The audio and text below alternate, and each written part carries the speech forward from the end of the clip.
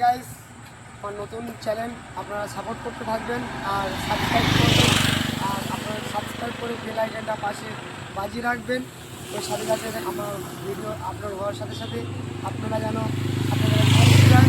তো আমি হচ্ছে নতুন আর আমি একটু অতটা যাই না। আপনারা যদি কিছু ভুল হয়ে থাকে আপনাদের সাথে আপনারা মানিয়ে গুছিয়ে নেবেন। তো আমরা আপনার ভিডিও যখন লাল আলাদা জন্য তখন আপনারা এই মন্দিরটাকে দেখুন। মন্দিরটি অনেক পুরনো এবং মন্দিরটির সব থেকে আমাদের ধামা মুলটি স্টেশন থেকে বেশি দূর অন্তর্গত এই মন্দির। আমাদের শ্মশান কালী মন্দিরের থেকে অপোজিটে আপনারা দেখুন যে আমাদের দুই বোন আসছে। দুই বোন কিছু আপনাদের বলতে চেয়েছিল, তো সেই মুহূর্তে আমরা কিছু বলতে পারিনি। এটা হচ্ছে পুরনো আদি শ্মশান। শ্মশানে দেখুন আমার বোন আপনাদেরকে দেখাচ্ছে যে আমার মা এখন মা আর আমি গিয়েছিলাম মুড়ি খেতে, এখন আজ চলে আসছে।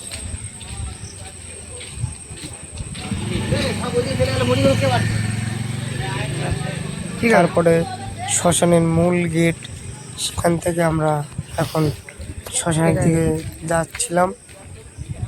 সেই সেই সেই পর্যন্ত দেখুন। তারপরে শ্মশানের ভিতরে লেখা আছে হরে কৃষ্ণ কৃষ্ণ কৃষ্ণ হরে হরে রাম হরে রাম রাম। দেখুন শ্মশানের দিকে রাস্তা। বাবা মহাদেব বসে আছেন। হংসবাড়ি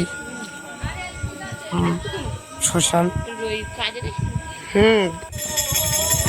দেখুন এখানে সবাই হরিনাম করছে।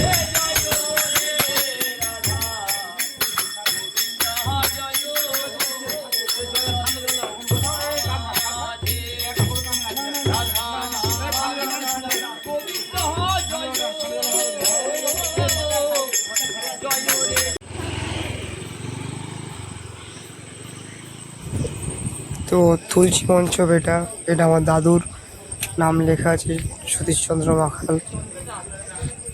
হংসবেড়িয়া মহাশ্মশান।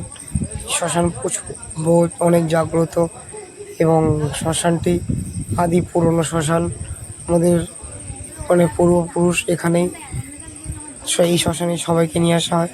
তো আমাদের এখানে একজন মারা গিয়েছিল, তো সেই উপলক্ষে আমরা শ্মশানে নিয়ে গেছিলাম।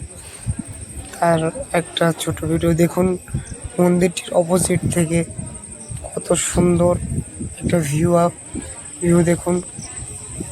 মন্দিরটির নির্মাণ কার্য অসাধারণ। আপনারা যদি আসেন দেখবেন এই মন্দিরটির কত সুন্দর স্থাপিত। দেখুন এটা একটা বেদি, তুলসী বেদি।